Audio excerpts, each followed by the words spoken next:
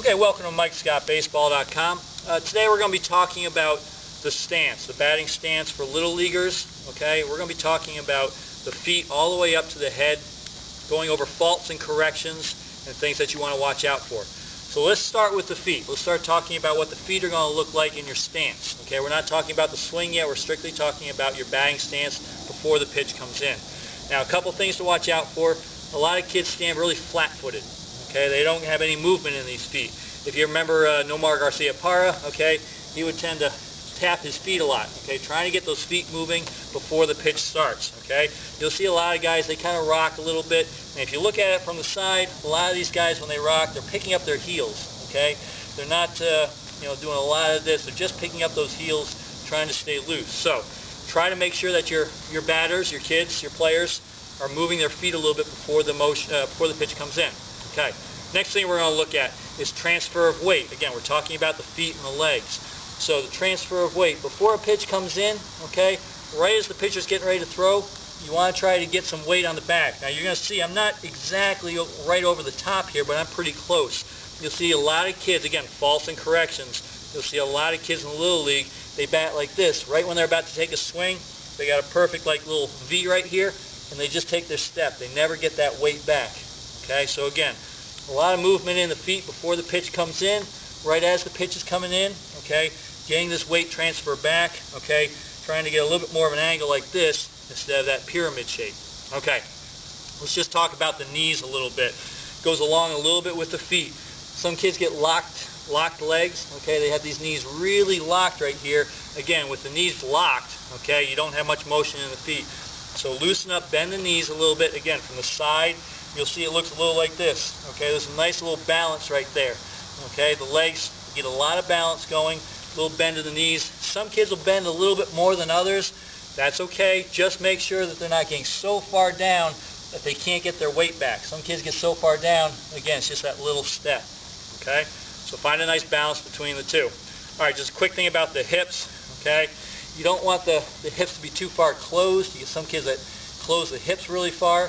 Okay, try to keep your body on line with the pitcher. Again, if that's the pitcher right there, trying to keep my body on line. Okay, I'm not turning the hips too much, and they're not open either. Okay, I make sure right before I'm about to start forward, my hips are on line. Okay, now we're going to start talking about the hands. This one's pretty important. A lot of things about the hands to watch out for as a coach.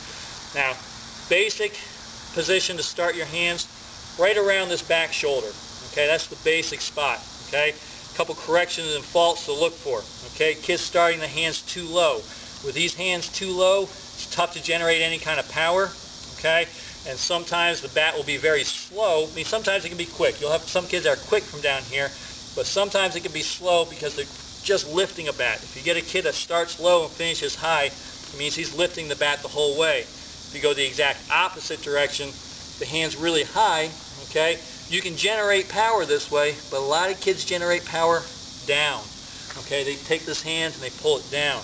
Okay, so the in-between area that you're looking for is usually right around the shoulders. Okay, now again, a lot of things with the hands. If you start them too far forward, okay, you're not creating a very good path to the ball. If you start them too far back, sometimes you'll be a little slow getting to the ball. So a lot of times we teach to try to have this rock back that we talked in the legs. The hands get back to what they call the launch position. And from here, okay, when we talk about the swing a little bit later, okay, we'll talk about driving it in. But getting to this spot right before the pitch comes in, hands in a good launch position, okay, this arm, okay, should be ready to pull towards that pitcher. You don't want it pointing towards third base. You don't want it pointing towards first. Back here, okay, pointing at the pitcher. Okay, last thing we're going to start talking about is just quickly about the head. Okay, the head. When you're taking a swing, okay, or right before the pitch is about to come in, actually, okay, that head, you want to have two eyes being able to see the ball coming in, okay? Some kids sit here like this. I even had a kid that used to kind of put his elbow up like this, and he used to be looking right over his shoulder. Clear view, being able to see that pitcher. You'll see in the pros sometimes guys are starting open, okay, just so they can see the pitcher better, okay? If you see a kid with a closed stance, which means his front foot's closer to the plate than his back foot, okay, make sure he can see that ball. Okay, that's another just correction and fault to look for. Okay, guys that start too close okay, pointed down the opposite field line, okay? Sometimes they just can't see the ball. So one more time, just start from the feet, work our way up, okay? Good motion in the feet, some kind of motion that's keeping you loose, okay? The legs and the knees are nice and balanced, okay? A lot of movement there. Right before the pitch comes in, we get our weight transfer slightly back, okay? Getting this type of angle, not the V that we have here, okay? So kind of angle here. The hands are in a good launch position. My hips and shoulders are on line with the pitcher, okay? My head is turned so I can see that pitcher clearly, okay? All right, we're going to take a look at an example of a drill that you can work on that's going to help you with these stances and these faults and corrections. Okay, thanks. Okay, now let's take a look at those stances that we just talked about. Christian here is going to be helping me. He's going to be going into a few different stances here in just a second. What I'm going to do is I'm going to take a look at that stance and we're going to make a few corrections. Now the main thing that I want to talk about here is this. Every individual, no matter if you're 8 years old or you're in the pros, okay, everyone has their own unique stance. Okay, you don't have to go out there and try finding it. Every individual has their own. So what you do is you learn to work with the stance that everyone has. Okay, don't try to go out there and make everybody a cookie cutter type of stance. Okay, I don't believe in that. Everybody has their own way of working. So what I'm going to do here is I'm going to have Christian right now. He's going to be going into his first stance. I'm going to walk around and look at this stance, see if we can make a couple corrections here or something that's going to help him a little more. So why don't you go ahead and pick a stance here to start. Okay, so his first stance that he's going into, we're looking at an open stance, which means his back foot and front foot are not pointing towards the pitcher. Okay, they're pointing a little bit more towards first base. Now someone might be doing this so they can open up their hips a little quicker or maybe be able to see the pitcher a little bit better.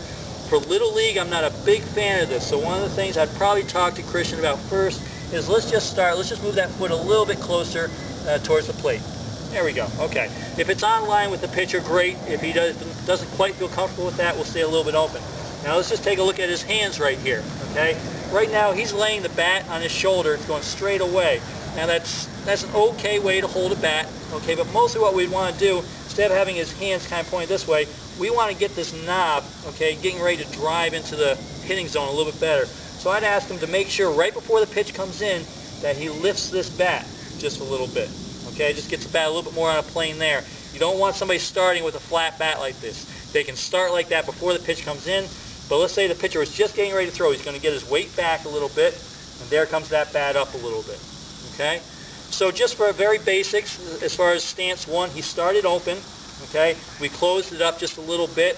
He had a flat bat, so we want to make sure when his weight goes back that bat comes up, and also we just want to make sure the hands end up in that good launch position. When someone rests those hands, the bat on his shoulder, a lot of times the hands are forward. So again, he's going to get his weight back a little bit, the bat comes off, and the bat comes back just a little bit. Okay, right about there.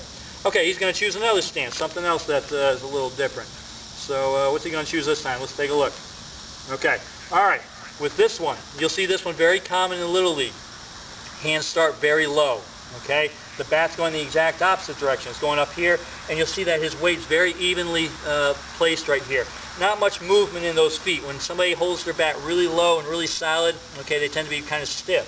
So first thing I'd want to do, okay, I want to get these hands, okay, a little bit more up in here, okay, a little more in the closer launch position, and I'd ask him to get looser in those feet. So why don't you move the feet around, just going back and forth. There we go. Make sure that he has loose feet right in there. Now just those two things right there gets him into a much better stance. Again, we would make sure that he transfers his weight back by having the hands a little higher, get him into the launch position.